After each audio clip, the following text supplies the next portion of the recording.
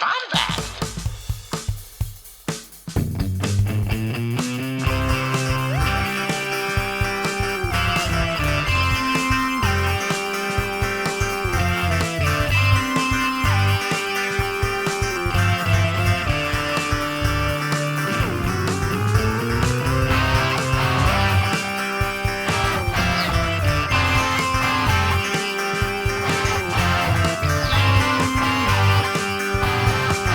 To the Bombadcast.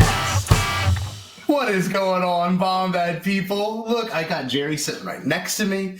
We're actually visiting for once. He came down. He flew down. He looks a little bit different. He went to a Creed concert and he came back looking like this. And I can't entirely figure out why. But in all seriousness, we got Eric Kotteman with us today with a very special guest. But I'll get to him in just a second. If you're listening to us for the first time, welcome to the Bombadcast. We're glad to have you here. Glad to have you here. And we also are affiliated with a couple other people, including Beyond. Oh, so close. Beyond the Blast Doors Now. Look how nice that looks. Wow. Doesn't it look nice? Look, it's right. Pretty. It's right. Oh, damn it. I can't really. Regardless. We've got a bunch of shows in the network that you could enjoy if you enjoy Bombadcast. We got the Around the Galaxy, Hala Chronicles, Beyond the Blast Doors Live, streaming Star Wars, and we've got Postcards from Galaxy's Edge. And keep in mind one thing. A week from this air date is going to be the Beyond the Blast Doors Podathon. Yes, a 12-hour event, including, I don't know if I told you this, no. A 12-hour event of one giant continuous stream. Every podcast will be featured at one point. I might even have some special guests come on. Gerry's going to be here. Gerry's not going to be at a Creed concert, hopefully. We'll see. The Creed reunion tour, that's... Are you guys getting Rick McCallum? Yeah, we're going to get Rick McCallum. We're going to get the person that... We're going to get the mother of... We're going to get Sebulba's mom. Yes. And we're going to talk how she made Sebulba. But in all seriousness...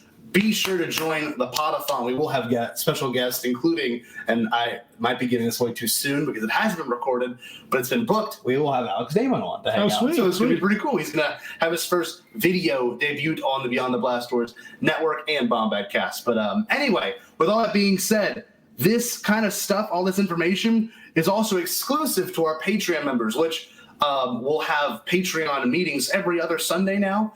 And we'll make sure, maybe we'll see, that's planned. We'll see how that goes. But with all that being said, if you're on Patreon, and if you want to follow us on Patreon, please do so. $5 a month at minimum, and you'll get all kind of exclusives, including episode topics. You'll have private Zoom meetings with some of the hosts of the Beyond the Blast Doors Network. You'll even get some things from us that are coming further down the line, be it plans or also maybe even questions or things you want to submit to Around the Galaxy or Bombadcast. So stay tuned for that and make sure you follow us and give us your money. So with all that being said, you're listening to the Bombadcast. We're happy to have you. And taking Gerry's place is Eric Kotteman, a what is this, the fifth time? Oh, I don't know. Revenge of the Fifth? I don't know. Maybe. But we're happy to have him on. And we also have a very, very special guest joining us.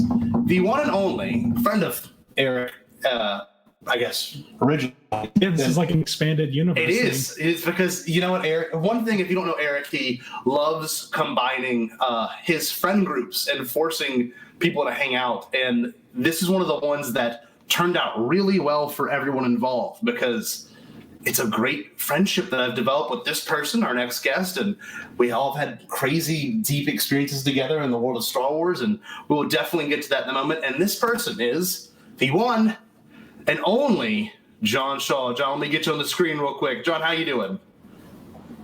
Hey, guys, I'm doing all right. Fantastic. Look how nice he looks, Eric. It looks so cut.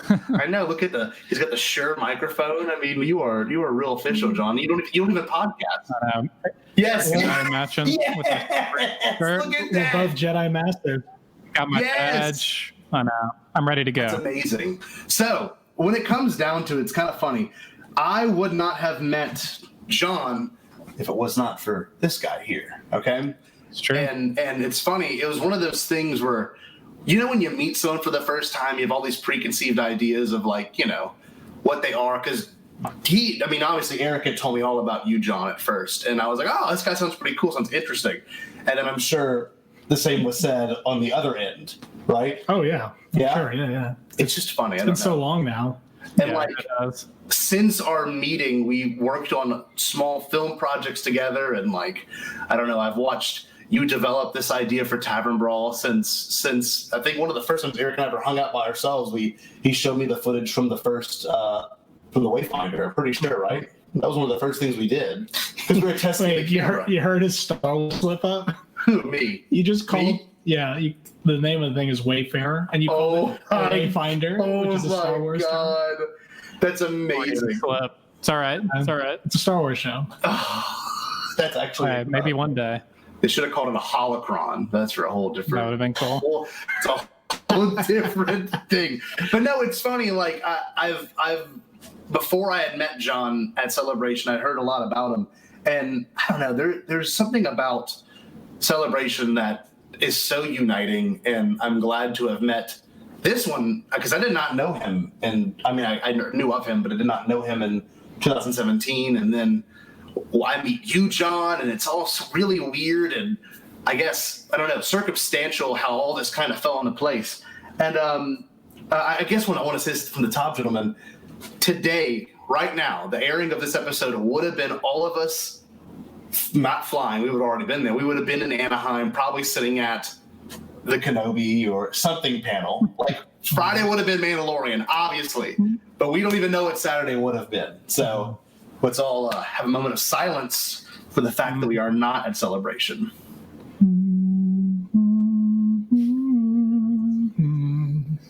Okay. There we go. Yeah. Long enough. Could have been Kevin Feige's, but that's a whole nother thing. Oh, That would have been good. Like, see, there's That would've been something. good. It's something about it. I don't know. Oh Lord. well, we'll find out when we're all 33. In like 5 years, Yeah. Oh, literally. but that's the funny thing. There's a magical experience when it comes to Celebration. And John, I kind of want to start this off with you because you are the guest of the show. When it comes to Celebration, John, there's only one way to do it. And what is the one way to do it? The one way to do it would be, Here we go. it's all tangled up, but you get the idea. There we go. Jedi Master VIP, baby. Jedi Master VIP. You know, if you've been to Celebration and you've done it, as we have, we've been twice, and man, that second time was an entirely different experience. It was, I think, you had a little taste of it.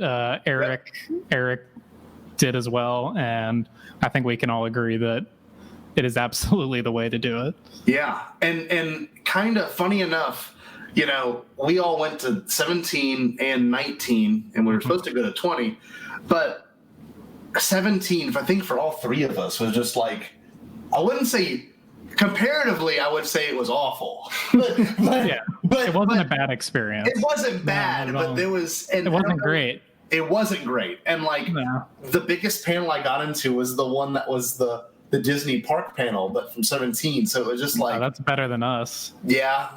We got into like the Warwick Davis panel on like the nosebleed section. Nice. I'm pretty sure that was like the only one we got into because we didn't even understand I mean, it was kind of a bad system in 2017, and I think everybody agreed with that. There was no lottery. It was like straight up these paper wristbands. You had people waited like 36 hours for them. Yep. And then we didn't even know that. And so the day we got there, it was like, hey, I wonder how we get into these panels. Like everyone's in these panels, and we just kept asking people. And then we showed up to this room, and then people were pointing different directions. And by the time we got there, they're like, here's a wristband for like Warwick Davis. And then that's all we have.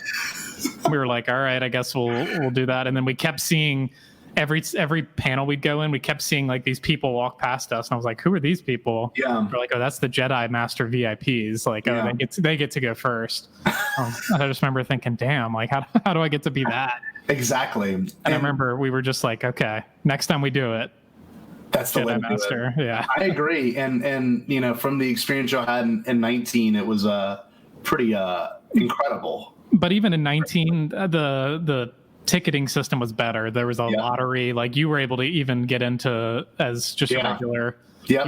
You were able to get into some pretty good panels. Yeah. You But know, not where y'all were sitting. Not where we were sitting, but at least you were able to get in. And the theater was almost in like a stadium. Yes. In Chicago, the McCormick Place, which was so different than the other Orlando one, which was just a room that had no angle to it. Yeah, it was like an auditorium, completely flat, and you just had to sit there and look over people the whole time.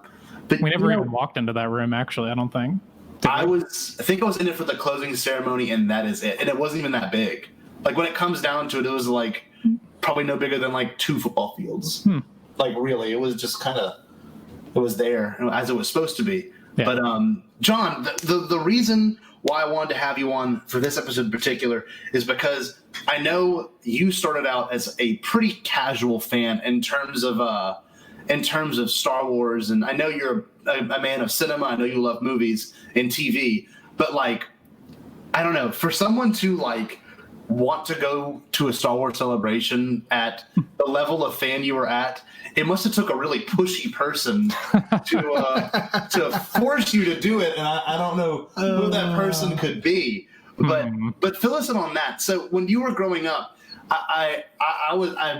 you told me in conversations before that you actually did not see a Star Wars movie at all in the theater until you were what age? Because this is pretty shocking for someone that literally was a VIP person for Star Wars. All right, how old were you when you saw your first Star Wars in theater? Let's see. What year did Force Awakens come out? 15. That was 15. So, oh man, I would have been 22, I think. First Star Wars, didn't even see no 20. I would have been like 20 or 21 because that was 5 years ago. Yeah, I would have been about 20, 21. Yeah, that was the first Star Wars movie that I saw in a theater. Yeah, to this day, I mean, that was the first one. I grew up watching all the big movie series. I grew up watching a lot of Harry Potter, watched Star Trek, everything. All my friends were into Star Wars, and I knew the basics of like, oh, that's Luke Skywalker, that's Darth Vader, but I don't know. I never had anybody, like my parents weren't into it. Nobody ever just sat me down and was like, you need to watch these movies. These are amazing. And so even what's crazy enough, even as the prequels were coming out, like I remember my friends were going to see it, and I remember just thinking like, I don't really understand, because then I did the classic like kid where I was like, I don't understand that, how is this episode 1, 2, and 3 when 4, 5, and that was all confusing. But I really had never even seen a movie until I was probably 15. I had seen clips, and I knew the classic lines, all that stuff. But by the time I was 15, 16, a friend of mine sat me down, couldn't believe that I hadn't seen the movies, sat me down and was like, dude, you have to watch all these movies. We're watching them all this weekend right now. And this friend was not Eric Kotteman, believe it or not. I didn't know Eric then, but I'm sure he would have if we were friends. Same exact thing, yeah. Yeah, or you, if we were friends. But anyway, so we watched them. It was like, DVD quality on an old tube TV that was like 40 feet away from me. The TV was, maybe a 32-inch, and it was like 30 feet away from me. I wasn't that into it. I mean, I was watching it, and I remember just being really confused. I was kind of in and out. Like, would pop in for a little bit, go eat dinner, come back, finish. I was like, oh, I wonder what's going on in this one. And they all kind of blended together. It was like 1, 2, like we just had them going straight. And so I remember thinking like, okay, these are cool. Like I paid more attention to the prequels because they're better. Yeah, exactly. But those, we started with the prequels, and so I missed a lot. And like I just wasn't, I don't know, at the end of it I was like, oh cool, like glad I can say I have seen Star Wars now. Nobody can give me shit for it anymore. I've seen Star Wars, but I hadn't really. And so it wasn't until I heard about Force Awakens coming out, and I was like, okay, you know what? I'm a man of cinema, as you said. Mm-hmm. And I was like, I'm going to give Star Wars another chance. I was probably 19, 18 at the time, and I was like, you know what? I'm going to Walmart. I'm going to buy the whole, all 6 movies Yeah. on Blu-ray. I'm going to put them on my projector, crank up the sound. I have an awesome sound system. I'm going to watch I'm going to go one a night and watch all the Star Wars movies because I was like, I want to. That's pretty sick. Yeah, I was like. By yourself? By myself, yeah. I watched it with my girlfriend, who she had never seen a single one. So I was like, all right, I'm going to do it. Yeah. And then by the end of all 6, I was like, okay, I'm hooked. This I'd never experienced in Blu-ray. I had not experienced, the masterful music, just everything. It was like it hit me all at once, and it was pretty perfect timing because pretty much like 3 months later, I met Eric, who him and I had a film class together, and we had a film class together. It was good timing because I had gone and seen Force Awakens. Yeah, I really liked it. Really, really liked it. I went and saw it a few times. I was just kind of getting my feet in I didn't really know about the entire Star Wars fandom. I knew that, people were into it, but I didn't quite know the depth of it. And so as I met Eric, him and I became friends. We started talking about Star Wars a lot.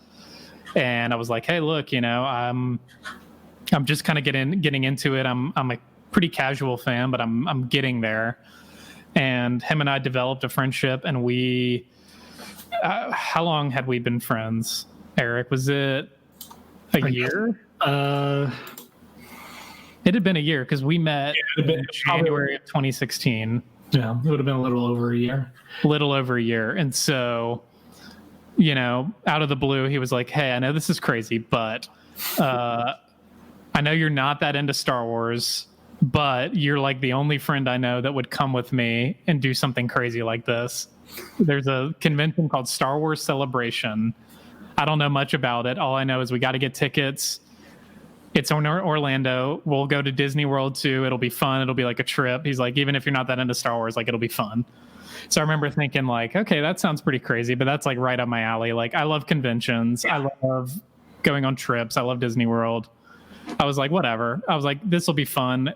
Even if I'm not that into it, I'll still have a good time because it's just a convention, I go to conventions all the time that I've not really been that into. So I was like, whatever. And that leads us into 2017. We showed up the first day, and I was completely, I had underestimated. I had a lot of like preconceived notions about Star Wars fans and Star Wars in general, but I definitely went in like, a 20% fan, and I left like an 80 or 90% fan that 3 day. And we did it completely wrong. Like we didn't even get the 4 day pass. We bought them all separate. We spent like $400. We weren't there the last day. We stayed really far away from the convention center. We didn't get into a single panel, minus like 2. We pretty much just stood on the show floor and watched the live, which was fun. That was awesome. It was an experience doing that. So even doing it totally wrong, we still had a blast, and it was really fun. And we went with another mutual friend, Wes, who was also, I would say, more of a Star Wars fan. He grew up with it more than I did, but I think he left with the same sentiment as well, that I was not, neither him or I were expecting the level of excitement and just that religious experience that we talked about. That it was just this awesome experience getting to watch the trailer with everybody, when the 40th anniversary panel busted out, we were still in the car, and I'm screaming in the car, George Lucas is there, George Lucas is there. Yeah, we were freaking out. I'm screaming because we were pretty sure that was the day we got lost in the minivan. We ended up an hour away from the convention. Were y'all in your minivan too? No, we rented one. Oh, okay. Yeah, we were. Yeah, that's a whole conversation itself. Yeah. The nice thing about 2017 Celebration was, I didn't really know much about Celebration until Star Wars podcasting became a part of my life, and I watched all the guys at Collider, the old school version, cover the 2015 one with the Force Awakens trailer. And so from that moment, I was like, I gotta go. I'd never even heard of it. I'd never even heard the word Star Wars Celebration. I still didn't even really know what it was until I showed up.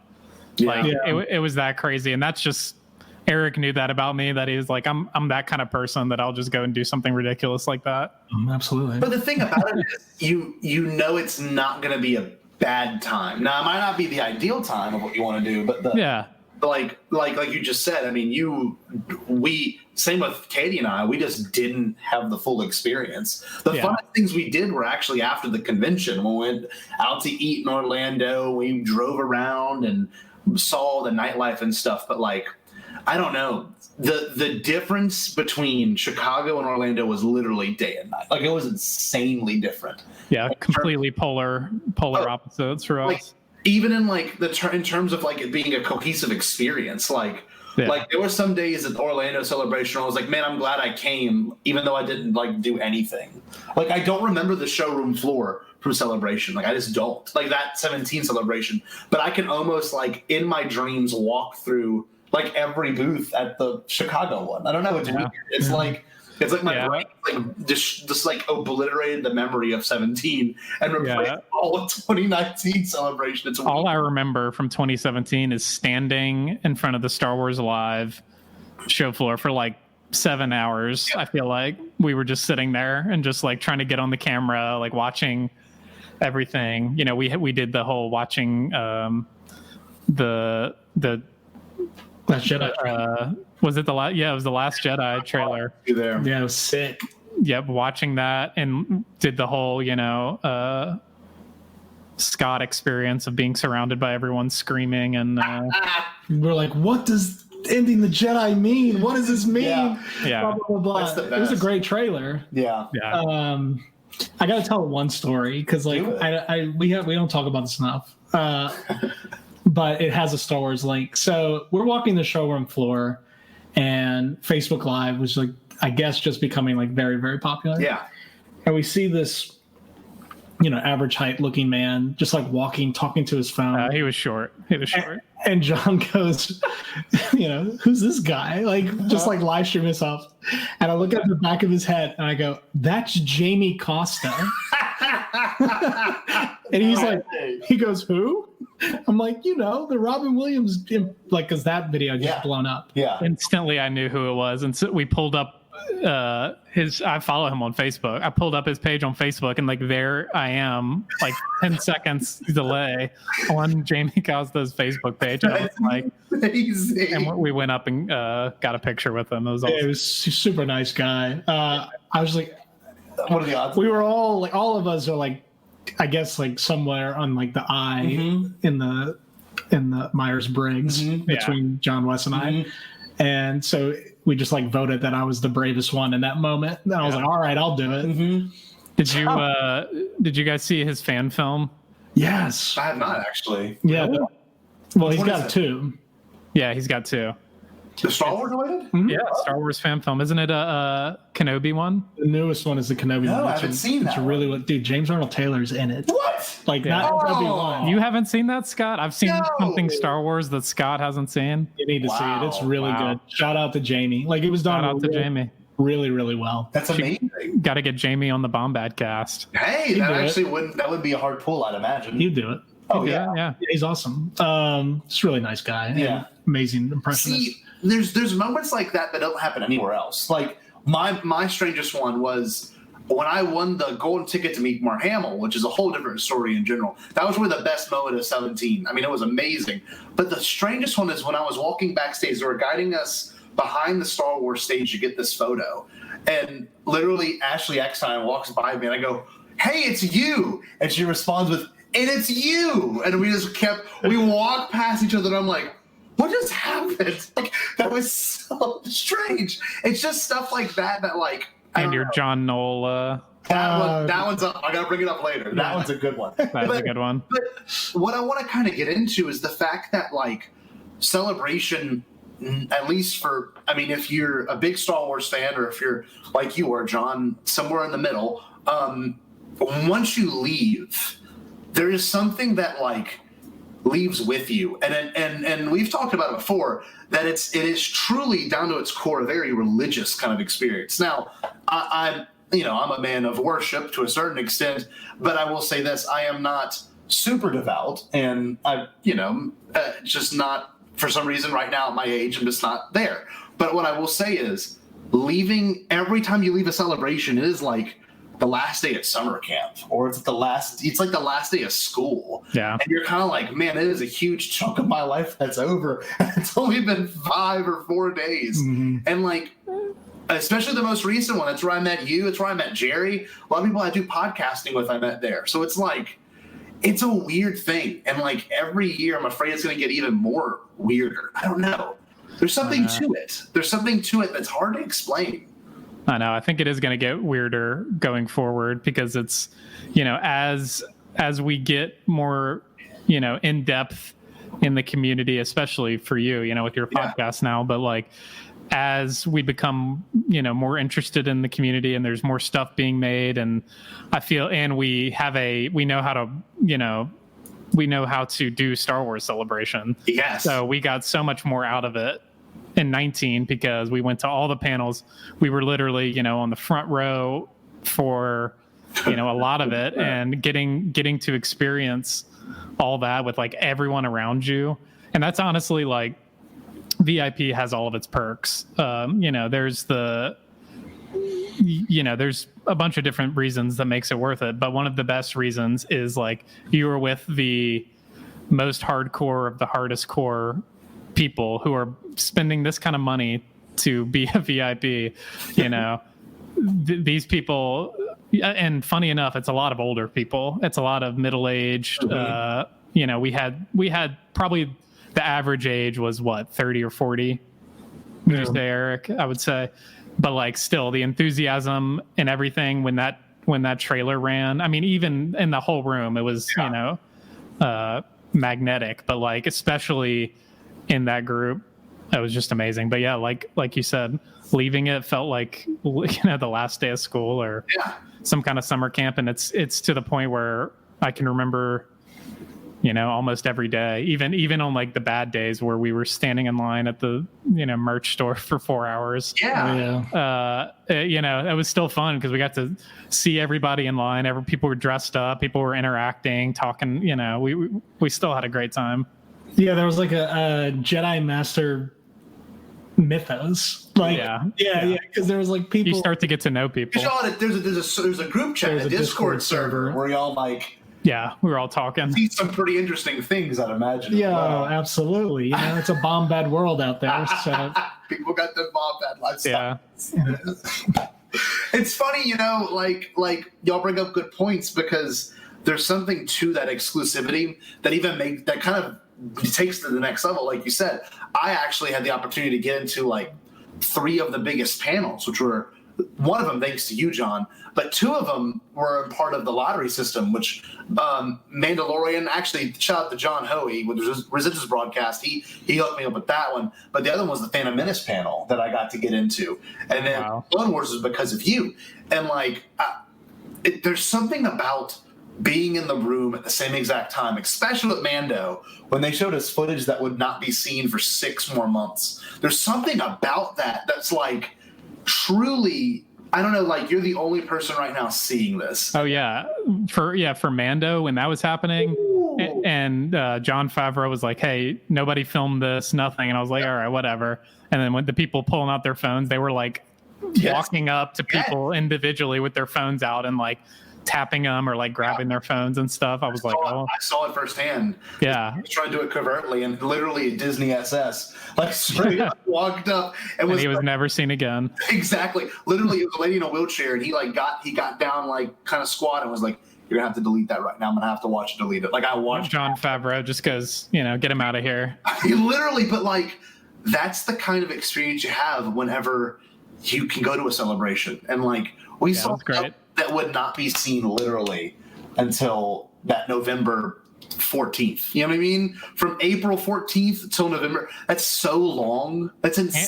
And had the whole cast there, the whole Mandalorian cast there, which was nuts. And I want to get to it later, but the fact that little guy wasn't leaked or anything was seen. Yeah, we had no idea.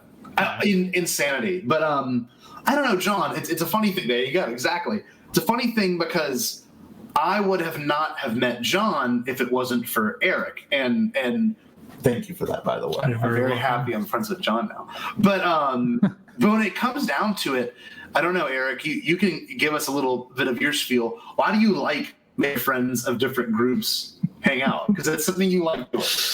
Yeah, I mean, I don't know. It's funny because seeing people who are older than me, like our parents' generation, who tend to just give up on their friends or just like, I don't know. I guess it's because they were raised in the era where, like, if you move to Iowa and you lived in Louisiana, like, you're done. Yeah. Your friendship's done. Yeah. So, we have the benefit of being so connected. Yeah. And when you have good friends, I mean, like, this is so kind of corny, but like, I think it's Star Wars that like kind of taught me, like, your friends become your family and all that kind of stuff. So I feel like I have a good sense of knowing the kind of people who would enjoy each other. So the more I started feeling like I was being pulled towards these people, I'm just like, like, we can make a cinematic universe right here in Baton Rouge, Louisiana. And like, I don't know, it's crazy. I don't want to get like too into it, but like, I met James, who's one of John's partners for a project we're working on, because of like this crazy experience John had when he was younger, and like they're still connected, and he lives in Oregon. Yeah, it's bizarre the way that things work. And I mean, Eric and I only met because, first of all, Eric had it was a fluke. Eric had been to my apartment before through a friend of mine that he was hanging out with. And he was like, Eric was into film. He's like, my friend was like, oh, my roommate's into film, but we never crossed paths or anything. And so Eric and I had a class together that we never said a word to each other because we just sat on opposite sides and never met. And then so as a fluke, we were in this production film class, and we had to write down what we wanted to do on our like intro syllabus. It was like, oh, do I want to be in editing? Do I want to do cinematography? Go down the list and order 1 to 10 of what you want to do. So I did like camera, editing, all this. And my number 10 was sound, because I just couldn't stand sound. It was my worst thing. I was like, I don't want to do sound. Number 10. Sure enough, I show up day one, and my teacher's like, oh, you're in the sound group. And I was like, okay, well, I was like, I wonder what other dumbass is going to be in the sound group with me.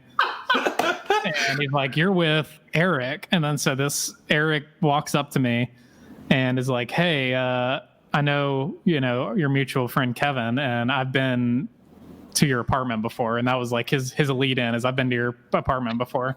That's big. I was like, all right. And so then, so we worked together, and that was a very bonding class because we spent a lot of hours together working, especially like off school time as well. So as Eric and I became friends, that was kind of a fluke that, like, if there's a good chance that if I would have been put in another group, we wouldn't have become friends. Exactly. I like to think we would have, but you never know. There's something about it's like very Star Wars, honestly. Well, so I don't want to speak out of turn, but I've been in situations where I've been working with a bunch of dumbasses, and there's one guy that has a like mind like me, and like, even it's because you're around people that maybe you don't agree with, maybe you don't even like, that you find the one person you do like, and it's like ding, and like never goes away. Like, even when you get older, like if you think back about that one course you had in college,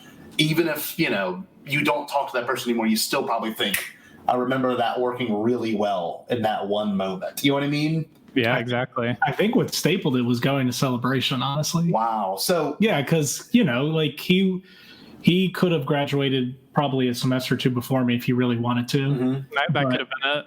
And that's nuts. That one class could have been it, and we could have just been like, we would have been acquaintances. Yeah, we would have probably been. But yeah, I mean, going on a trip with somebody, that's a different story. And I think that I want to tell the story of how you and I met, Scott, if you don't mind. Sure, I'd be honored. That's a fun story. So, every now and then Eric would kind of casually mention, oh yeah, I knew this guy from my school that went to Star Wars Celebration in 2017, and I was like, oh, that's weird. He didn't want to like meet up, and you're like, yeah, no, we tried to make it work, but it didn't work. I was like, okay, whatever. I put it to the back of my head. So then 2019 rolls around. We got the crew going. We show up, and then Eric's like, hey, so that guy from Baton Rouge he's here too. And I was like, what? There's someone else from Baton Rouge here, and you're friends with him? And he was like, yeah, I'm gonna try and like, figure out if we can meet up. And I was like, okay, whatever. That's such an Eric thing to do. It is. And so I was like, oh, whatever, sounds good. So then we were eating dinner one night. He's like, oh, actually him and his girlfriend are going to come. And we were at Illuminati's in Chicago, Illinois, which is a great pizza place. If you haven't done, fantastic pizza. Pretty sure it was like snowing outside or something, but it was cold.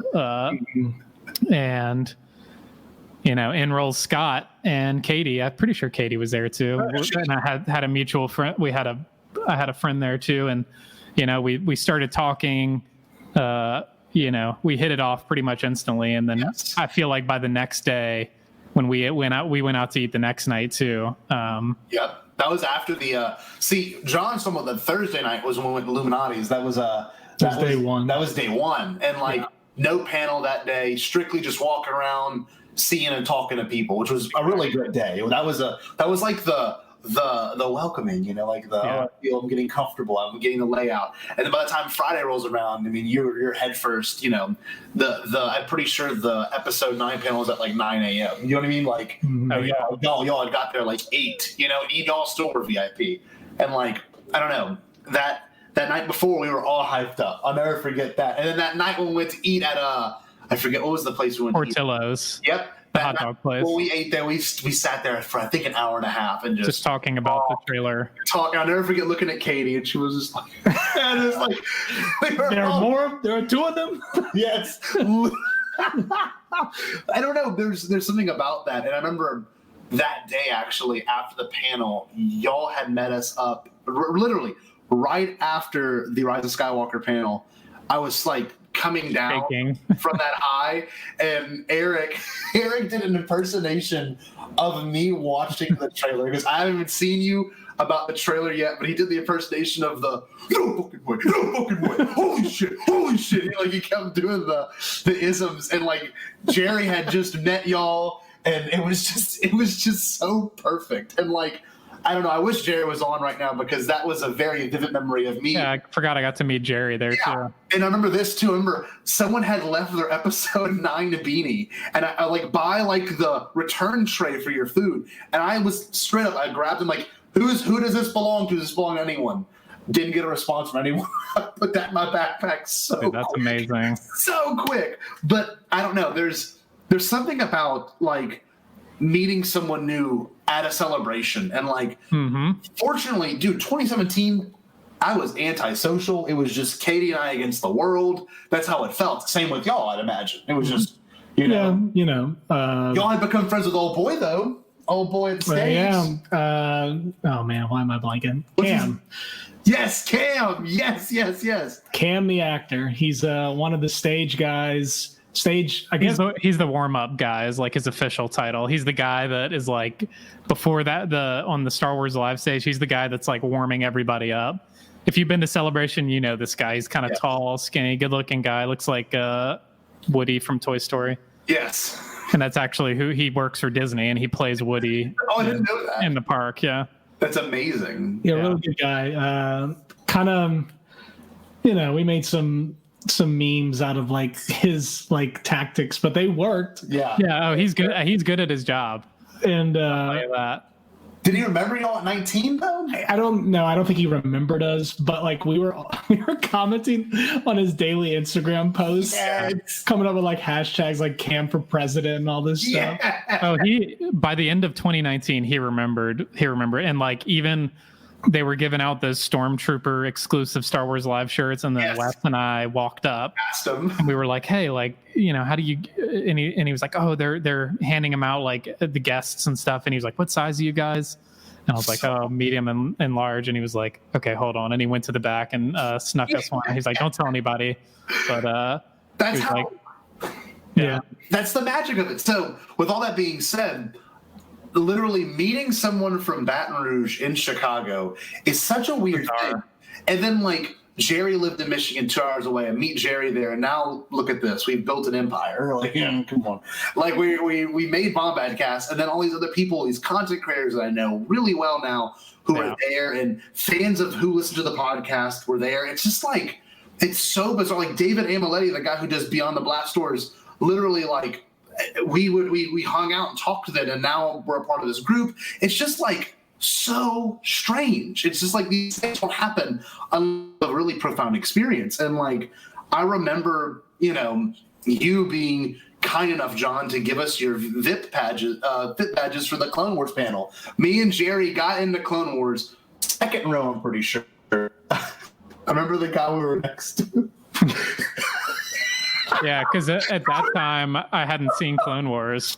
Yes, so John was like, "Look, Game of Thrones starts tonight. Yeah. Like, take these." Looking back on it, I'm like, ugh, knowing how Game of Thrones ended, and now I'm actually watching Clone Wars. Yes. I'm halfway through it right now, and now I'm like, oh, that would have been cool to go to see it, but I don't regret it, because if I would have seen it then, I would have spoiled it, and I would have not understood. So. No, I'm glad you guys got to enjoy that. See, so John blessed Gerry and I with using the badges, and we did, and it was... It was the birth of the Bombad. It was the birth of the Bombad, baby. And we it was like everyone, Dave was there, everyone was there, like the whole cast was there. It was one of these things, and John, I want you to bring up your story about who y'all sat next to at the Fallen Order panel, because this is the kind of weird shit that just happens at Celebration. Yeah. And like this one in particular is such a bizarre scenario. I mean, I guess you can both tell it. Yeah. I mean, really. It's so Fallen Order, we were lucky because it was a double down panel. There was something before it, I think Disney Parks, and then Fallen Order was right after, and it was 45 minutes later. And so they had this thing where if you stayed, you could, when everybody left, like advance to whatever seat, so a lot of people had left. And so we were on the fourth row for Disney Parks. And so I was like, hey, the front row is open. Let's go sit on the front row for the Fallen Order panel. And this was actually the only panel that we got to sit on the front row for. So that was a cool experience. And then they had like 7 seats roped off next to us. I was like, I guess we'll sit next to this. So we're just sitting there. And then some guy comes out with a piece of computer paper, and it says, reserved for Warwick Davis and family. And I was sitting there like, are we about to sit next? And so sure enough, like the panel starts, Warwick is like introducing everybody as he does. And then sure enough, like this whole, group of like little people come on out, like, all in like crutches and wheelchairs and stuff and sit down next to us. And sure enough, like the guy next to me is Warwick Davis's son, who's actually in The Rise of Skywalker. You're sitting next to Wicked's son, literally canonically and not canonically. Yeah, this kid next to me, like, has been on set, knows probably what happens, has been directed by J.J. Abrams already. Yeah. And is like, one of the last people seen in the Skywalker. It's true. It's true. Yeah. It's true. So that was an awesome experience because it was just so random. And then what's the redhead guy's name? Cameron Moynihan. Mm-hmm. Yeah, I was a fan of him because I had seen him in the show Shameless, which is actually set in Chicago, and a few other shows he had been in. He had been in a DC show. I think he played the Joker. And was it like Arrow or Batman? There was some Batman, I don't know, Gotham or something like that. Yeah, I think it was Gotham. It's Gotham. Yeah, he played the Joker, which was cool. So I was a huge fan of him, but he ran up and like high-fived everybody on the front row, which was cool.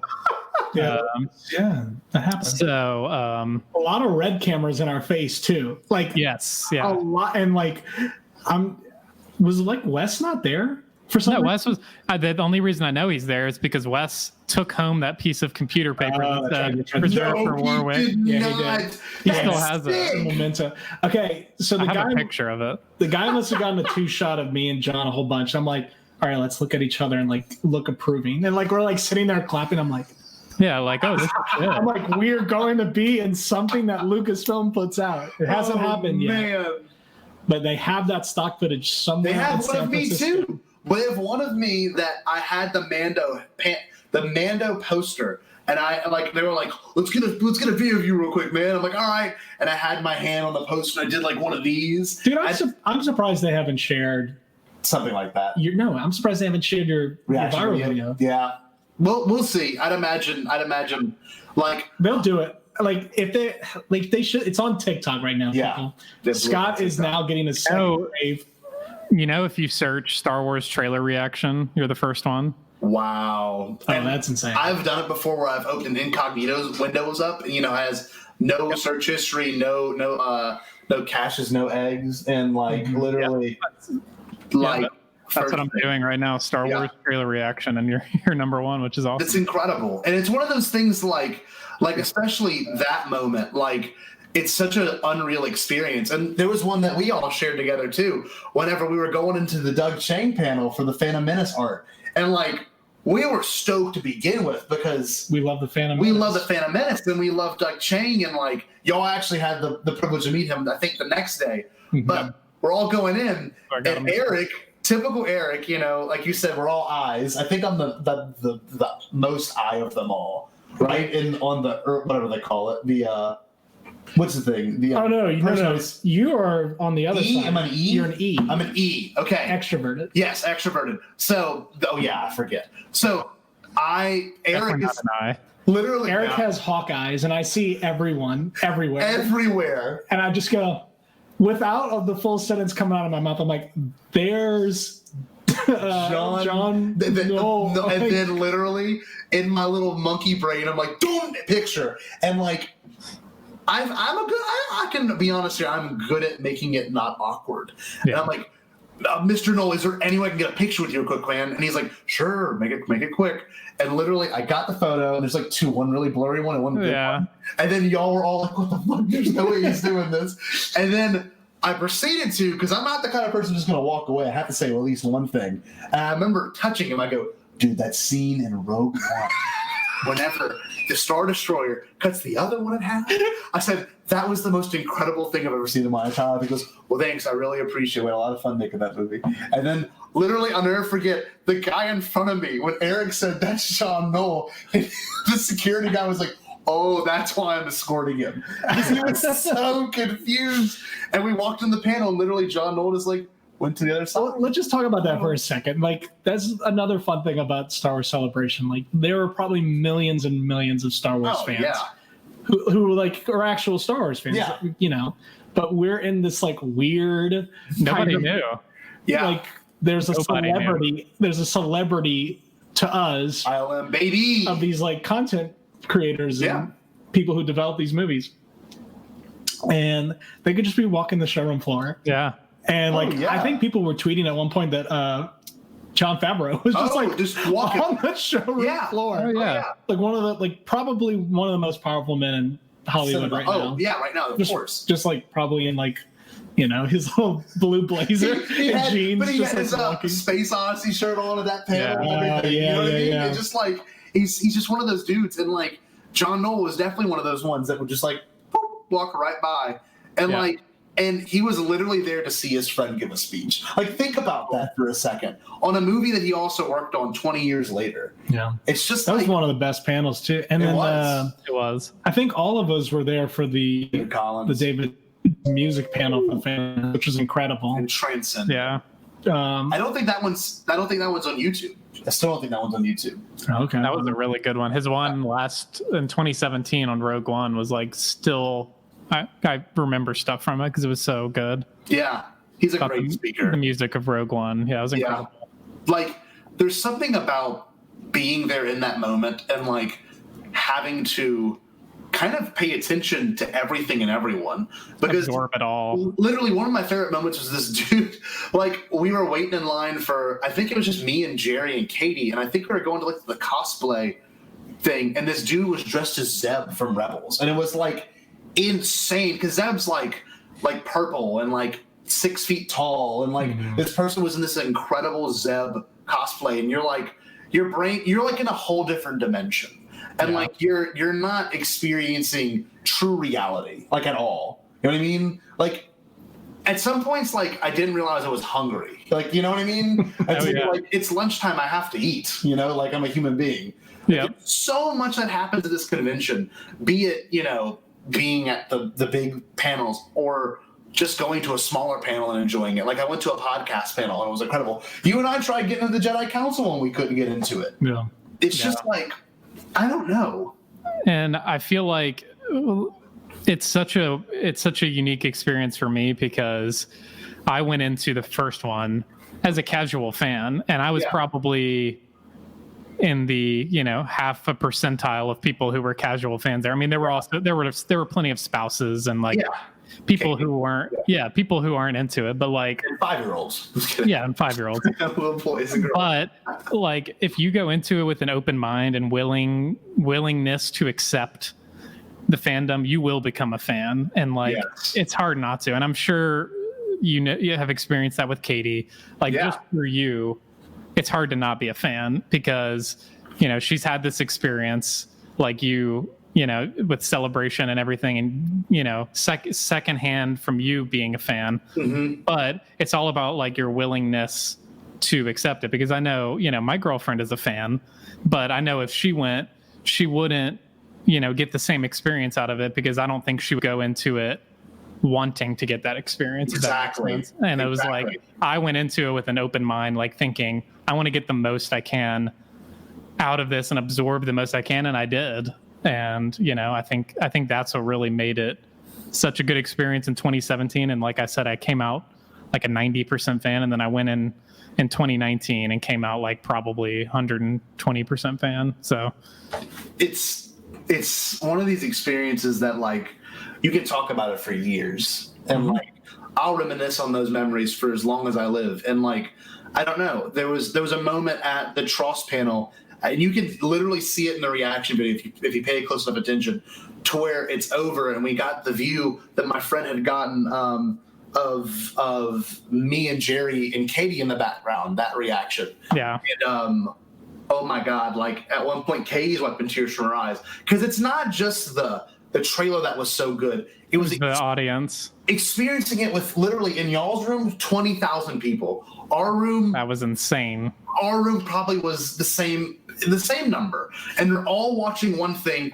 And like I explained this to my students, because they're always like, "Why did you cry during it?" And I'm like, "You'll understand one day." But when you experience something tragic or profound, like with a group of people, it's like this. It's like they take your one emotion and feeling and elevate it, and like it's insane. Yeah, I mean, it's the reason we felt like a religious experience, because that's how a lot of religion works, is when you're in a group of people. Like that's why organized religion is so big, is because when you're in a group and you feel something and everyone else is on the same page as you, everybody's feeling this, it amps it up. So like, you know, if you're all together, you know, singing a worship song that everybody knows the words to and everybody's singing, all worshiping God, then it's like, I'm feeling this so much more. And that's what, you know, kind of deep seeds you into this. And so it's a similar experience with Star Wars, because if I would have been at home watching that trailer, I would have been excited, but I would not have had the reaction that I mean, I think we were jumping up, screaming. And y'all two are some tame people. I don't scream, but I was screaming. We were like pulling on each other. Like, And then, it was just, it was, you know, I always say it's my sport. Like, and then just, you know, we're sitting there marveling. Lose the sport though. That's the best part. No, you don't lose in the situation of Celebration. Yeah, exactly. Necessarily. But, you know, we're sitting there and then the lights go red and we're just like, what's going on? We don't have any like wide shots. It's just our view. Yeah. And we're like, what is happening? Like, why is it so red? And people are just like murmuring a little bit. Some people yelling, whistling, whatever. Yeah. And then out walks Ian McDermott right after John and I are sitting there going, is that Mark Hamill laughing? Yeah. Is that Mark Hamill? Yeah. I thought it was Mark Hamill. Yeah. It sounded like Mark Hamill. And I was like, I freaked out for a second. I'm like, no, that's not Mark Hamill. So, and just to make their point, this was brilliant on their part. It's the best trailer. I really do think that's the best trailer. But anyway. Well, just getting Ian to walk out was brilliant. And we're like, we are on our feet, like screaming. Yeah. Like I'm like, And when you watch it, he like starts to do it and starts laughing because everyone is screaming. Yes. And like he tried to keep a straight face and he couldn't do it because everybody was just going like, freaking out. Yes. Yeah. And then he had to like compose himself, close his eyes, and then he was able to do his, roll it again. Yeah. It's kind of funny. Like some of my top like 5 Star Wars moments are like Back to back. they're not like directly like the movies. No. It's like Yeah. things that I experienced. Got you there. Yeah. Like my Force Awakens experience, I'll never forget. I'm sad that like neither one of you were there. Yeah. Mine was not a good experience. If they ever put Force Awakens back in theater, I think we should just do it. Yeah, we got Just pretend it's the first time we're seeing it. Because my crew, by the way, Troy, Michael, Sean, you guys need to go to Celebration. But Yep. we went so early to go to this thing. I mean, it's all it's almost This is like 2015. Before this is 2015. This is before Yeah. Celebration. reverse. Yeah, so the reserve seatings. spark that lit the fire inside of my fandom was already there at this moment. Mhm. I don't know. It's just those kind of experiences. Well, what was it? Explain. No, I'm just saying like we went so early and Oh, okay. like the news was there filming us running to the theater. So sick. This is pre normalizing reserve seats in Baton Rouge. Mhm. So I am hauling to Theater 8 or whatever. And I'm like, we're about to go see a Star Wars. And Huge. there was like maybe 2 people in front of us in line. So, but it was like a mini celebration in itself. Yeah.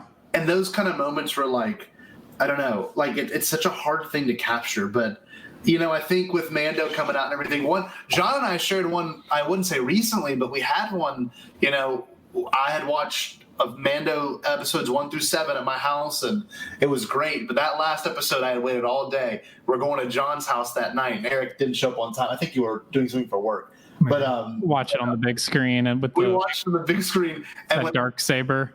when the dark saber show, whoa, because you would know what it was at that point, but not No, I hadn't got to that point in the show. No. Yeah. But would have hit harder. But I unfortunately I saw that leak that day, and it was like it hit, but it wasn't as I would have probably pissed myself if I didn't see the leak. But with all that being said, we would have been at a celebration today. Mhm. And if you want to, let's guess what we would have saw. I know we would have saw the Mando trailer probably for sure. for the Friday. We would have definitely got the Mando trailer. Oh, yeah. Thursday would have been a dead day. But this is where the brain kind of can wander. What would have Saturday and Sunday have been? Because they would have been huge. Definitely one of them would have been the new Lego game, or like some part of the new Lego game, or Squadrons. Both of the new games. Yeah. I mean, in terms of shows, I don't know that they could have done anything with Kenobi. maybe just a panel that was like super loose and concept arty. I bet that would have been it. I really do. I don't know if they could have done anything with that, but I definitely Mando would have been one. But I think Huge. they might have had some announcement. Empire 40. I didn't think about Empire Strikes Back 40. That is true. They might have had they had to have had a bigger announcement. Yeah. And it probably would have been something to do with like a new trilogy, and they probably would have been announced something, but I don't think, like I think last Celebration we talked about, them doing like the future of Star Wars, or like some kind of thing like that, or then maybe would have they talked about I think that would have been under the future of Star Wars.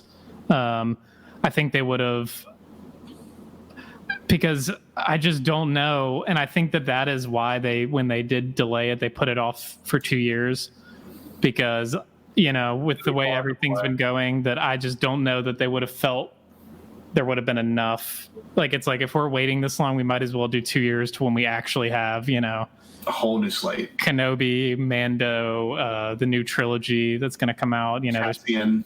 Yeah.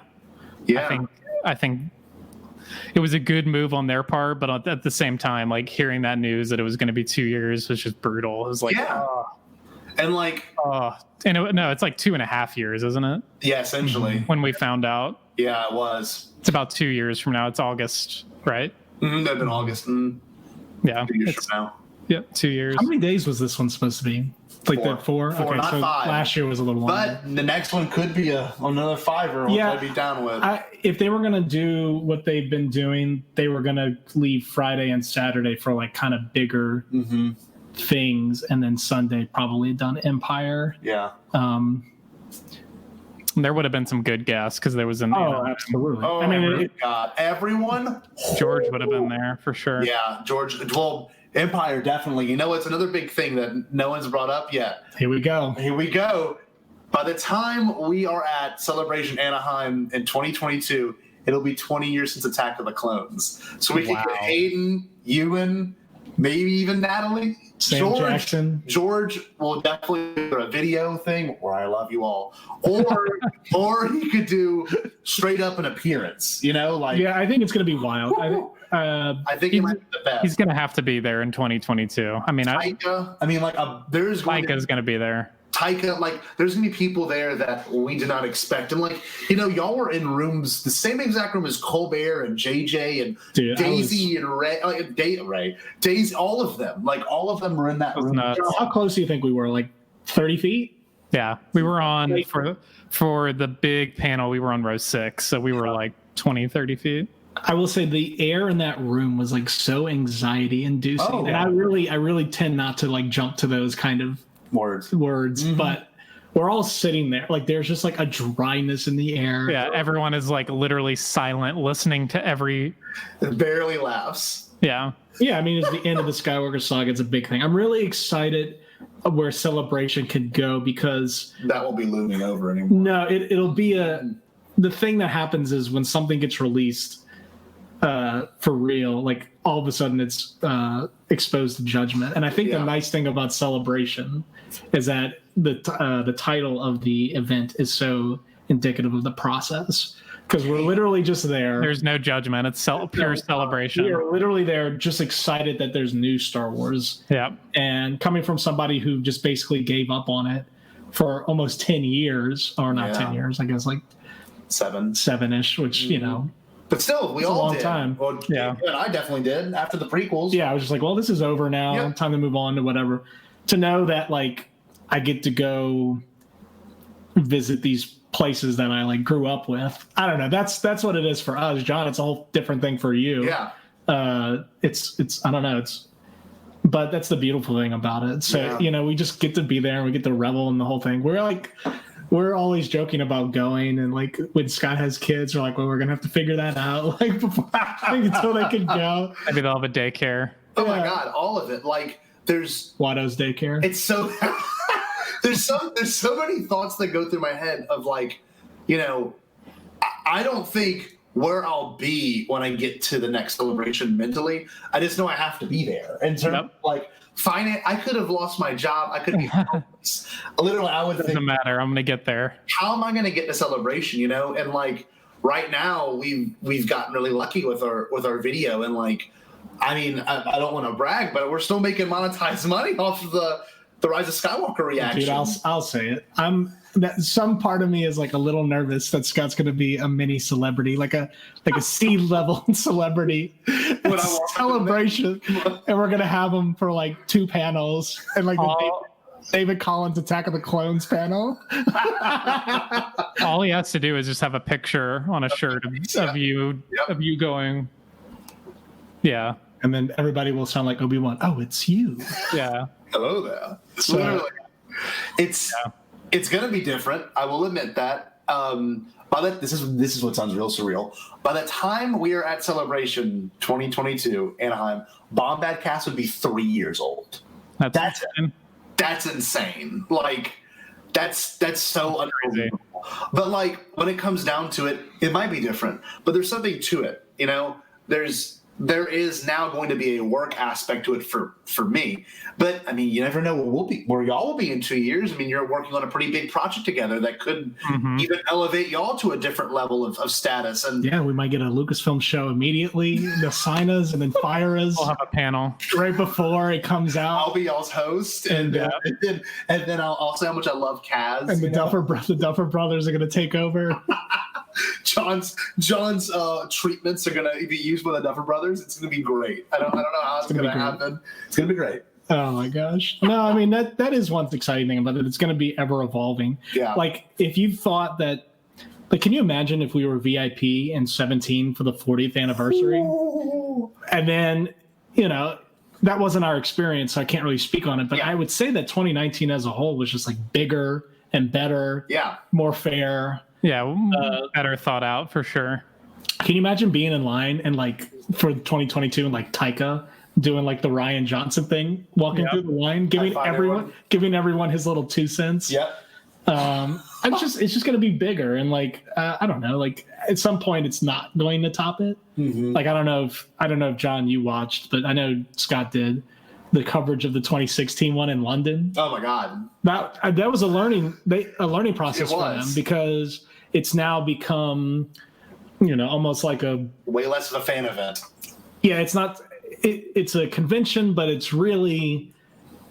I mean, DC just did this the other day. It's an announcement weekend. It's an announcement weekend for all the new things going on. Yeah, huge. And it's special. And like, anyone that is a Star Wars fan really should find some way. I mean, this sounds really bad. I don't know your financial situation, anyone that's listening, but if you start saving today, you will not regret. I'm dead serious. It could be $10 a month. I really think by then you'll be doing pretty. Nah, actually not $10 a month, but $100 a month you'll be doing really well. But like, it's so worth it. It's so worth it. It is, but I don't want to downplay the fact that like it's a limited thing. Oh, we got very lucky. John's internet is killer, and I'll just leave it at that. Yeah. But I can imagine, like, you had a great experience, and you were a 4-day pass. Mm-hmm.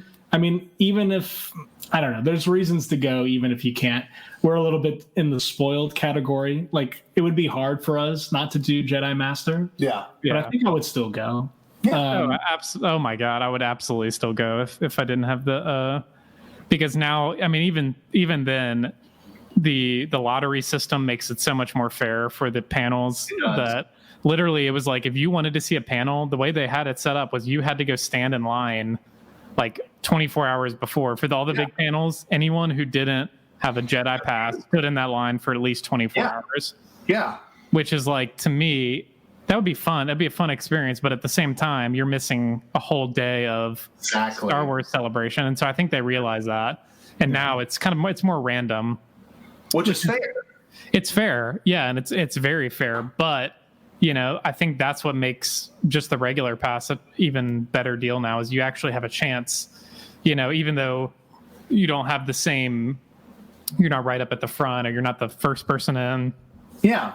But still, you are in this room, you're with this group of people, and it is still the same energy when you are not a VIP as it is. And, so I would definitely encourage anyone, if you don't want to go through all that, they do sell out. Like when we bought it, they sold out in about 3 seconds, like 3 to 4 seconds. And you have to be fast when you get it. And I think they will sell some more for the next one. It'll be very limited, I'm sure. But I might end up having to get one.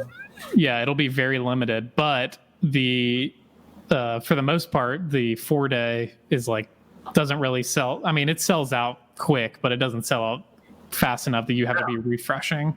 No. It sells out within probably a day and a half. That's it. And it's very affordable. It's super affordable. Literally $225. Like that's amazing for 4 full days of this thing, and like for what you get. The chance of exclusivity, like the fact that I got that Darth Maul figure, and I believe you got the Obi-Wan figure as well. I got the Darth Maul one too. Yeah, exactly. Like y'all had VIP. I think y'all had did y'all get lotteries for those? Or did y'all have? No, we had lotteries too. So we won the lottery for that. Us is me as well. So like that is a really amazing chance, and like not that I'm gonna sell it, but looking at the resale value of that one alone is insane.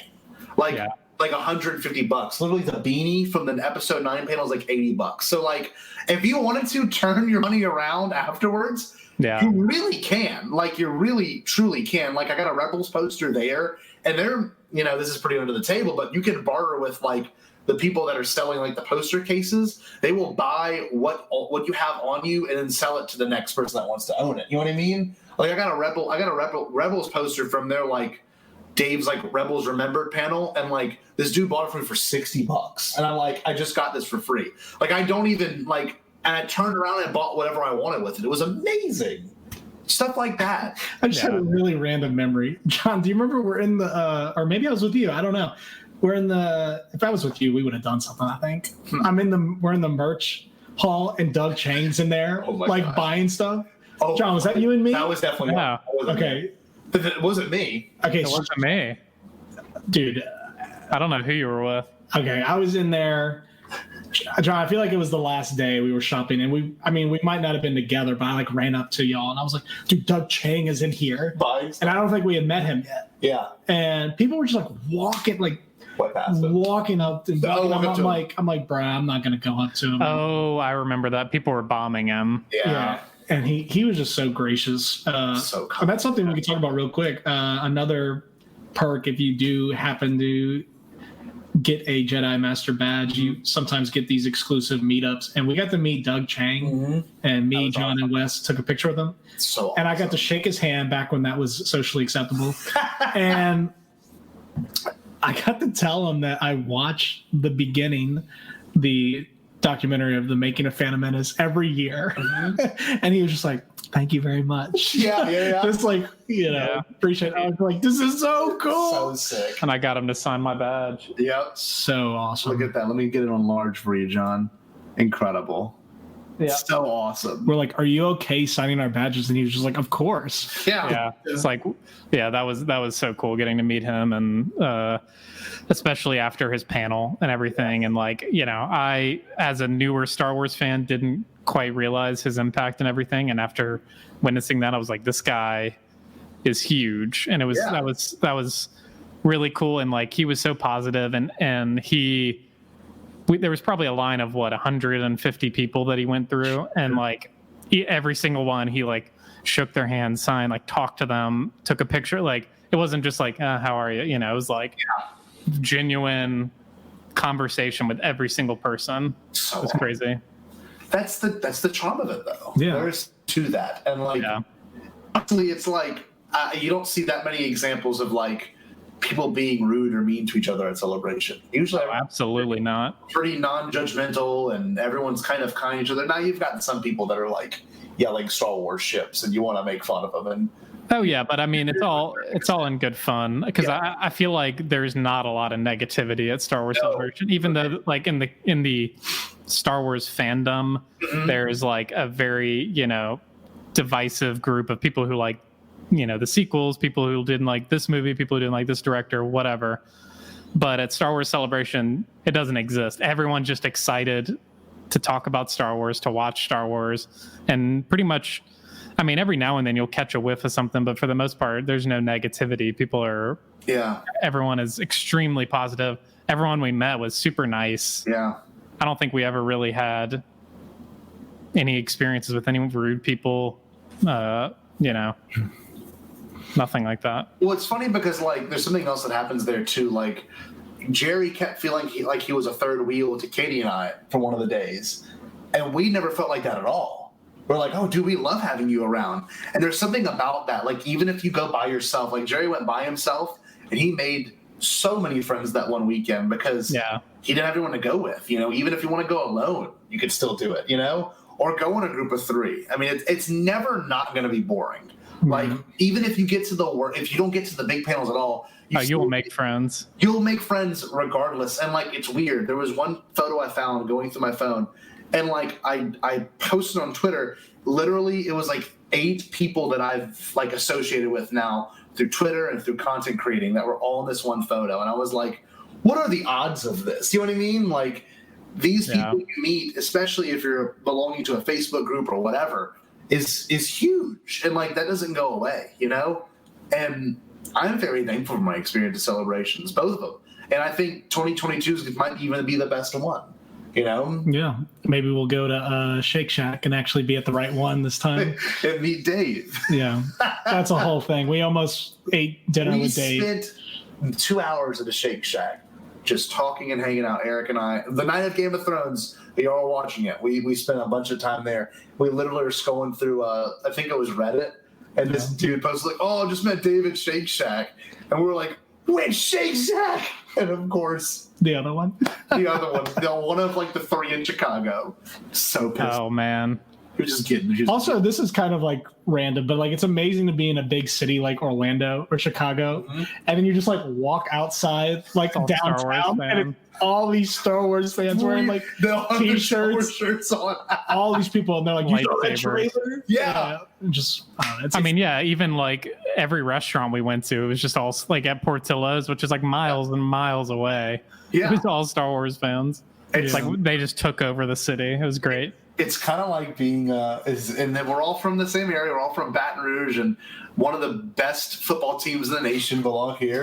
And like literally, like go Tigers is how you say goodbye to people when you leave a, like I'm sure when you were getting your propane or whatever for your tank today, I'm sure someone had an LSU shirt on or LSU flip flops on, and Yeah. I'm sure, John, when you left, you said go Tigers. It's just like, it's Yeah. part of it. I don't know. It's just it's kind of like that. You're just like in this whole area for even if it's a brief amount of time.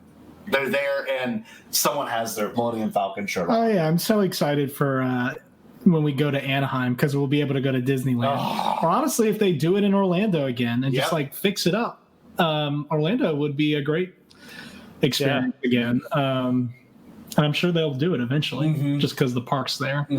Yeah, definitely. But yeah, you know what you need to do? What? Need to ask the big 3 questions to John. Oh! Officially. John, This is not celebration related, but it's all Star Wars. You know what? I want to do it right now. I didn't prep John on this one. So we're not going to end the conversation here because I want to ask John about. Well, I want to ask both of y'all about one thing in particular before we end. But John, I asked this at every guest. I've asked this to Mac DeMarco. I've asked this to Eric before. Troy. Everyone you name, I've asked them to. So, John, on the Bombadcast, and I know you've listened, we have this categorization of Star Wars movies, and it is best, favorite, and most fun. They all don't have to be the same one. They can all be different ones for different reasons. But Best, John, favorite, and most fun. Yeah. So we can start off with probably the most difficult. What, in your opinion, is the best Star Wars movie?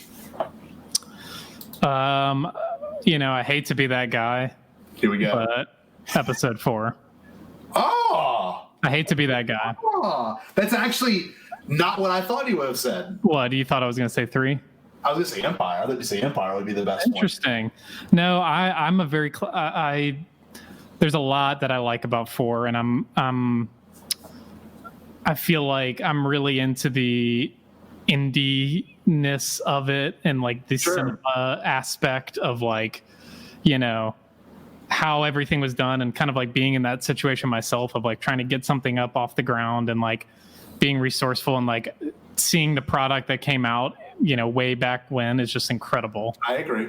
So that to me is the best. That might be the first time I've ever heard that. And it's so funny because A New Hope for me changes a lot. Like, I don't know where I sit with it. That's the OG though. Yeah, that's the thing. It was the one that set up the universe with so much strength. That is Star Wars. Yeah, you're right. It set up that universe really well. So that's the best to you. Okay. I can see that. Now, most fun. Oh, I'm sorry. It would be favorite. Like, which is the one that you might go back to the most in terms of like rewatchability and like the one that you kind of fall on? Favorite. Ooh, I would have to say Episode 1. Yes! Oh, nice. Yes! I don't think Eric's ever heard this from you before. No. I know I haven't. No. Yes! That's a hard favorite is hard because I could definitely say my most fun, but favorite Episode 1. Wow. I mean, there, especially after Celebration and the whole Doug Chang panel, and the music, just everything about it. I love Liam Neeson, Ewan McGregor. I mean, Yeah. it's got everything for me. That's amazing. I wouldn't have expected that, to be honest with you. I don't know what I would have expected. No, I don't know. Like favorite's a weird one because favorite changes a lot, but maybe not to you. Favorite for me changes a lot because Tross was it for a while, and it's always been Return of the Jedi or now The Rise of Skywalker because I just love what they do, Yeah. But Most fun is interesting because you seem pretty confident in this next one. Most fun, John Shaw.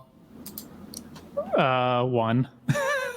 No way. Yeah, Yes. I'm a big fan of 1. I mean, don't get me wrong. I love the sequels. I love the prequels. I love all, the original, but one's got it for me. I mean, that has to be the most fun. That's amazing. Yeah, that's mine. I think it's yours too. Yeah. And Troy's. Mine's I like Solo. I think Solo's really fun. Oh yeah. But see, I wasn't including the original because Rogue One would be a tie for best for me. Dang. Okay. It would be exactly an equal tie with wow. With it would be Rogue One is phenomenal. Yeah. Everything about it. Yeah. So most fun is the Phantom Menace. Absolutely. I mean, we absolutely look, we might be a little biased because I think it's just something about being all of us were born in between the 90s. So something about it probably still speaks to us. It's just got it. Yeah. It does have it. And I think the more this generation grows up, the more literally, the more the generation grows up, the more everyone can admit now that there's nothing really wrong with it. And exactly. Sure, you've got someone you work with that cannot stand it. And I respect that. You don't have to love them. You don't have to love any of them. You could actually hate Star Wars and call yourself a fan. Yeah. But it's hard to deny how important that movie was because it was really important. And it still continued what the originals did. Might not be the same, but it had one of the best. The Force Awakens is another one. Anytime they have to start something new, not easy. But something about that movie just captures Star Wars for the next generation really well. Yep.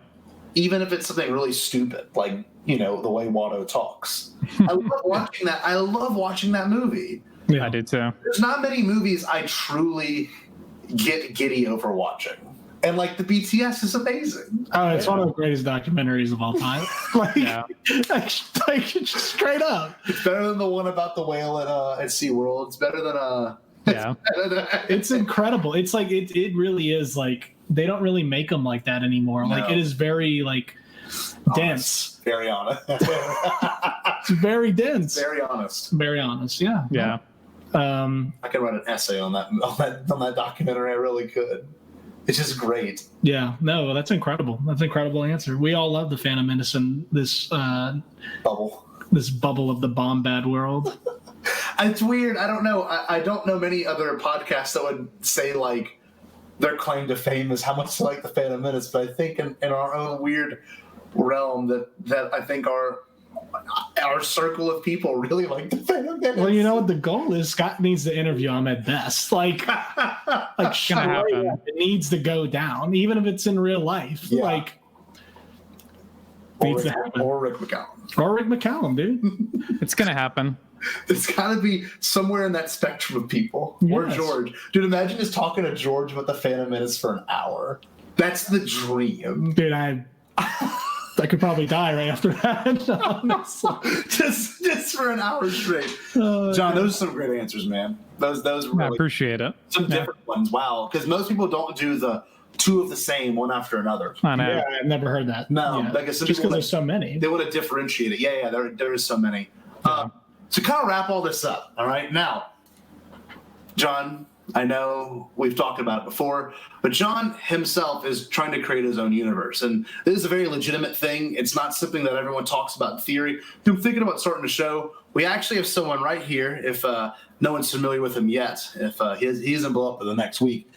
John is working on a serious project, something that he is very passionate about and that Eric is also involved with, and hopefully at some point I can be involved with as well. But John, tell us more about Tavern Brawl. Fill us in a little bit on that, and my listeners as well, because I've brought it up before in previous episodes, but hearing it from the man himself would be really nice.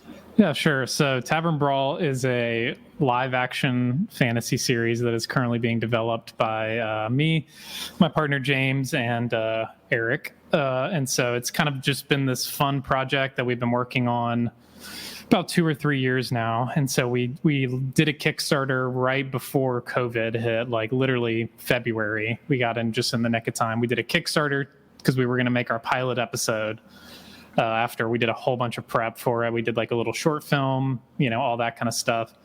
And we were funded. We were successful on our Kickstarter, which was just amazing. And so, we're in a situation now where we're doing a lot of pre-production, but we're thinking, if everything is okay with COVID, that we're going to be filming early next year. And so it's been a crazy process because I've been, I have a degree in film from LSU, and like I have worked with video and film stuff forever, but like doing all this is such a different experience, and like it's there's so much to what we're doing that it's overwhelming. Yeah. And when George was making Star Wars Episode 1, he probably had thousands of people at his disposal to just help with everything, and it's like literally me, James, and Eric right now are the only people that have any kind of sense of what is happening. And so as we get, further along, we're going to expand it where we're going to have a bigger crew and we're going to have more people. But, it's a lot. It's a lot of work. It's more work than I thought it would be. But we just want to make sure we do it right because, we want to make sure it's very story focused. And I think everybody is a sucker for a good story, and you can forgive a lot of bad things.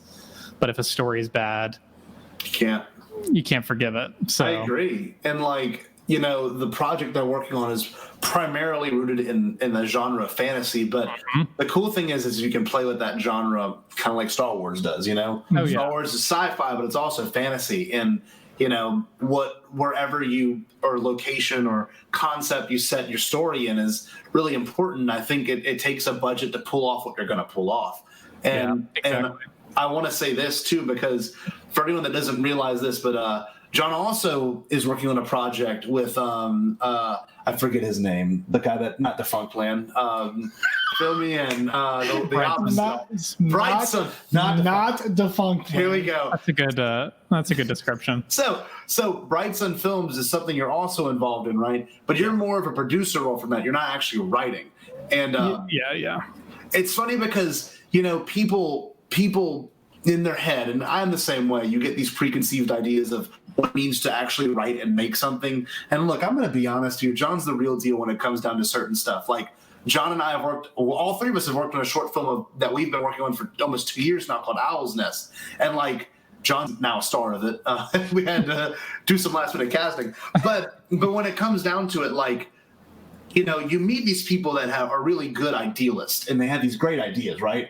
But at no point will they ever act on them. There's very few people that I know that have ever acted on a creative idea, and John, you are definitely one of them. And I think it's an important thing to note. But John, he's got the legitimate setup guys, so you're not hearing it from some Yahoo that has a flip camera. They're about to go make a fantasy film, No.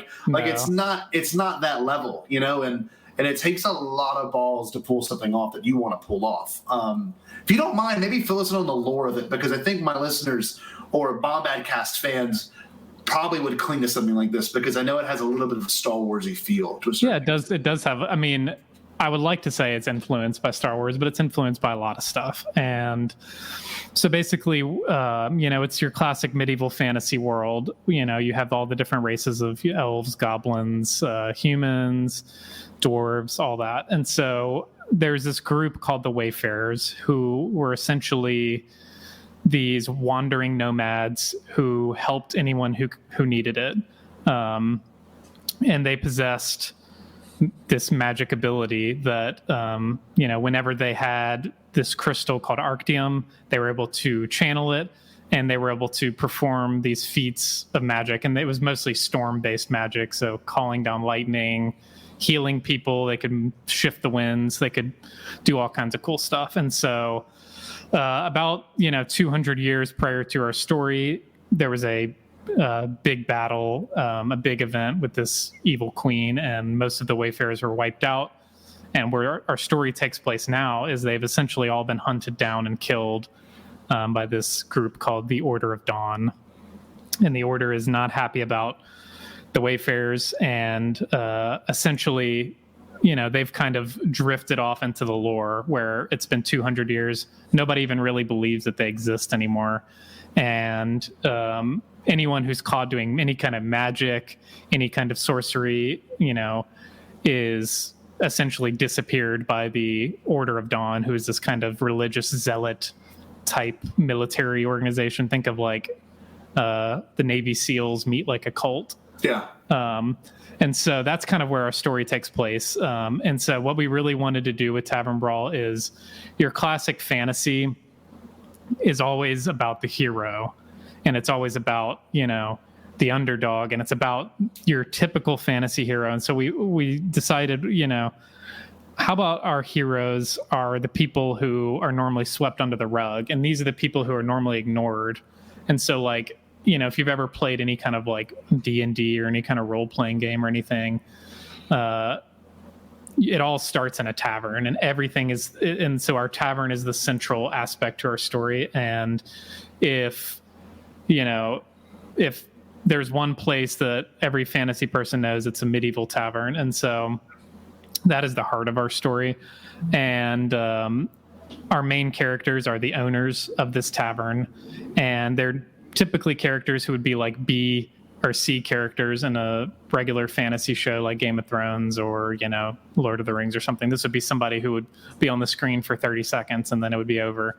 And so we kind of really like that idea of like turning these traditional fantasy tropes on their heads and having a lot of fun with that. So that's kind of where we're at. We're going to have a lot more coming out, but if you are interested, we did a short film that kind of has a lot of the lore that I just talked about. It's on our website, which is tavernbrawl.com. Not a hard site to find.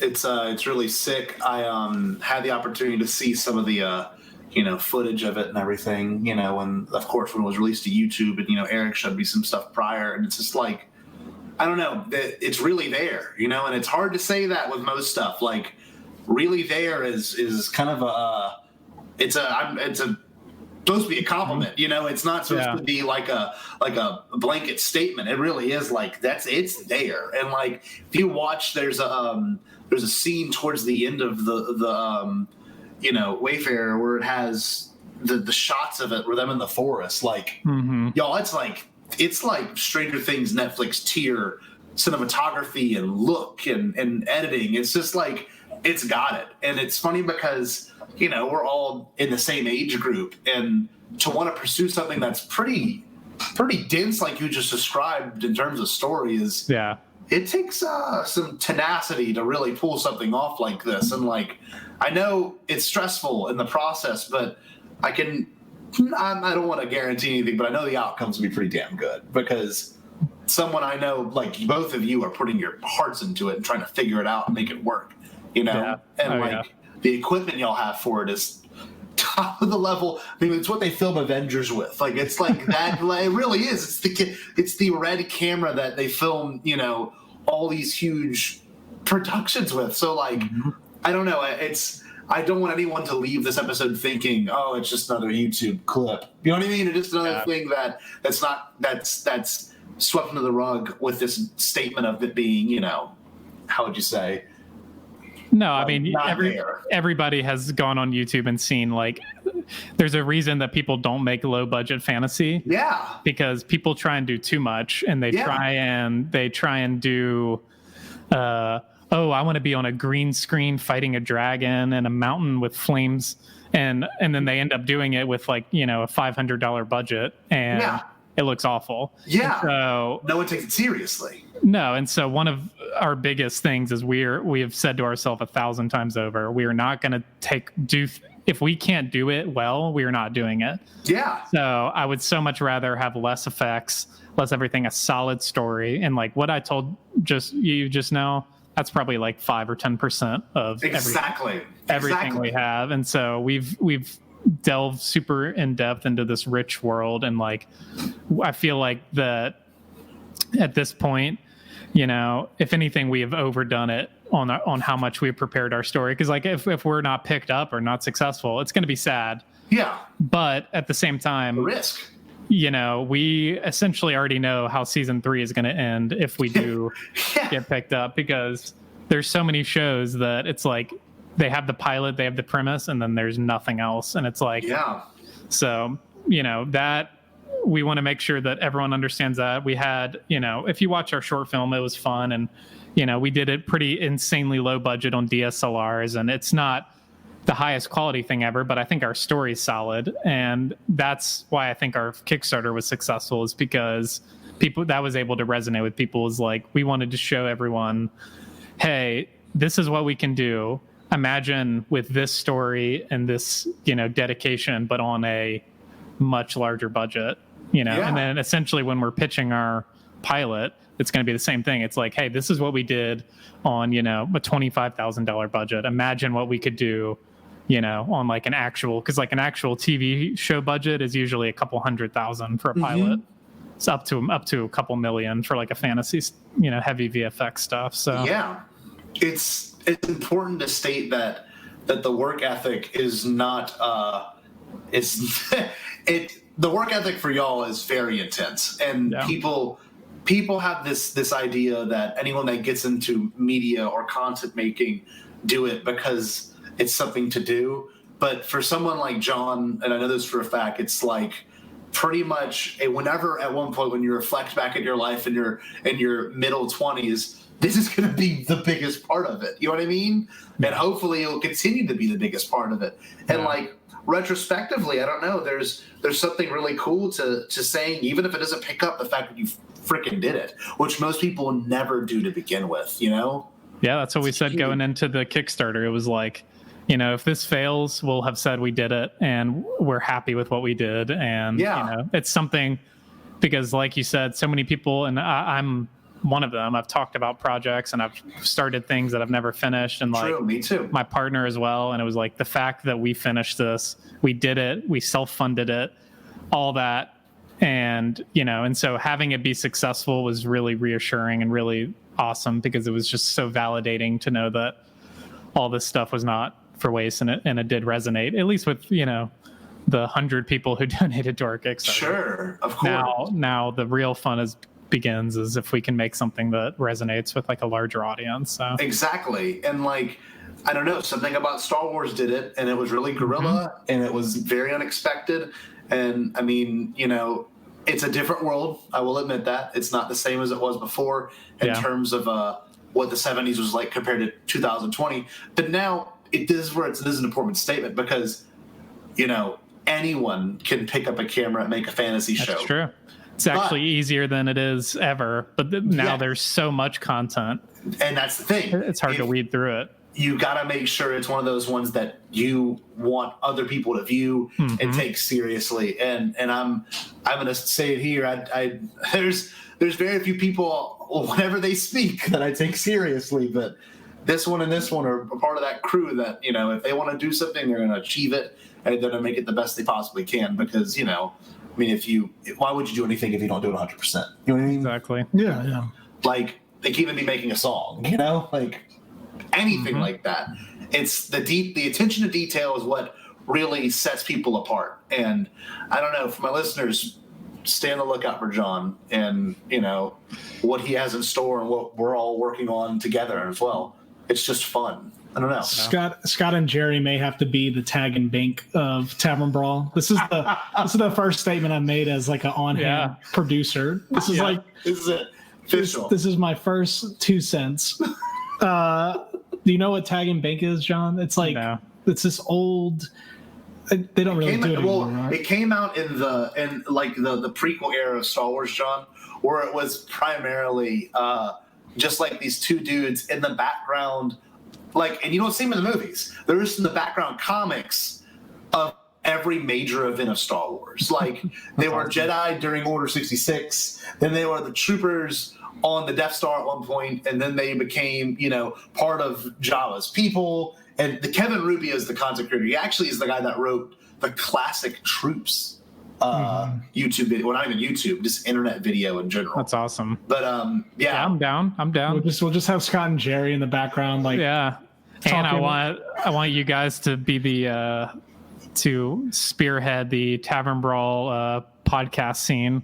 You know I'm down, man. We can do like, that'd be amazing. you know, after the episode review with you Talking guys. with the creators. Oh my God. Like Beyond Stranger Things, whatever it's called. They have after their thing. Literally, you know I'm down. And I know y'all have pitched the idea of doing a Tavern Brawl exclusive audio drama, essentially, podcast. So also down to help create something like that, because it's, I don't know, there's something to making content that has to be community based. And like, honestly, I wouldn't be involved with anything creative with John if it wasn't for Eric. You know what I mean? Yeah. Because we're all working on a short film right now that Kevin's writing and making and editing and designing and doing everything for that. And it's just like, I don't know. There's something to this world of maybe being young and being ambitious, but I mean, it's the time to do it. It's the time to do it, and COVID's kind of helping in a really weird way. It's helping and it's not. But like, I mean, we're literally remotely recording this podcast, and it's like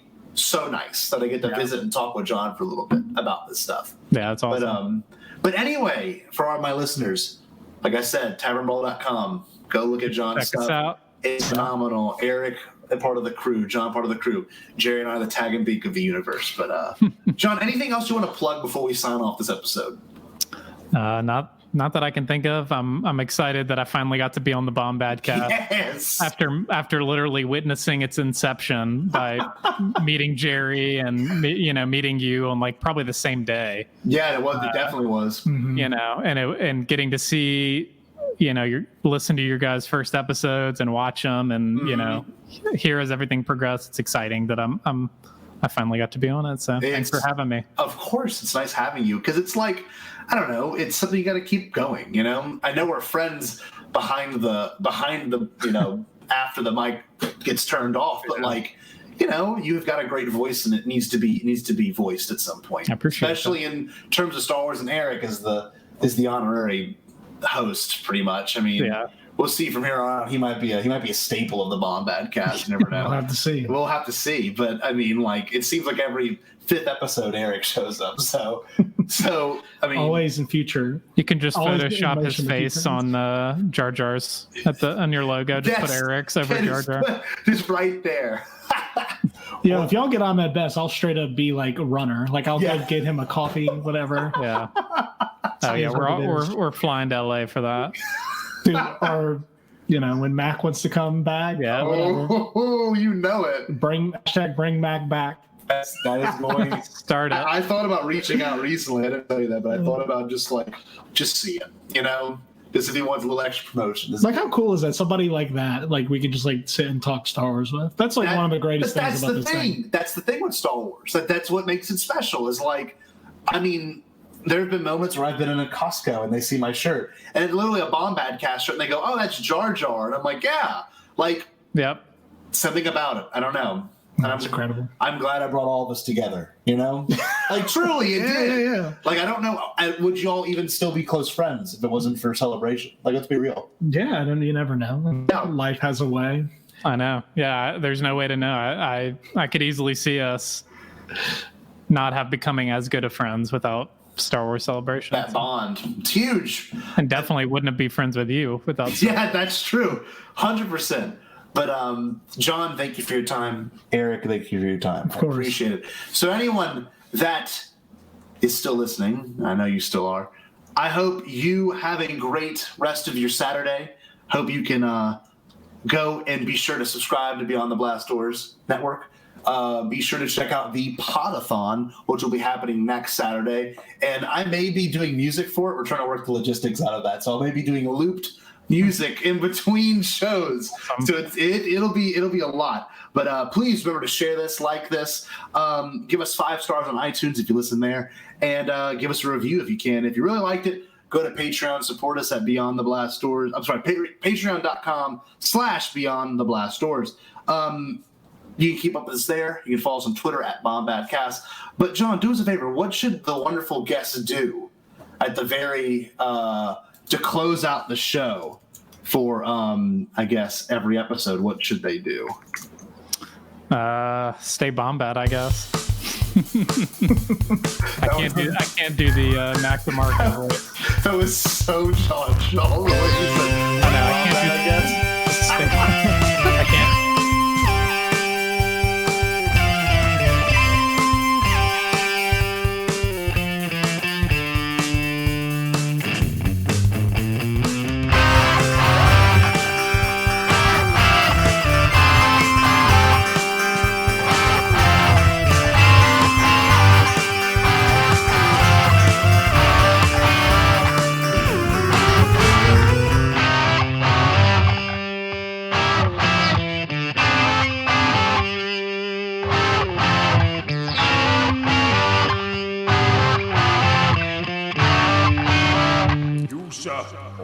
boy.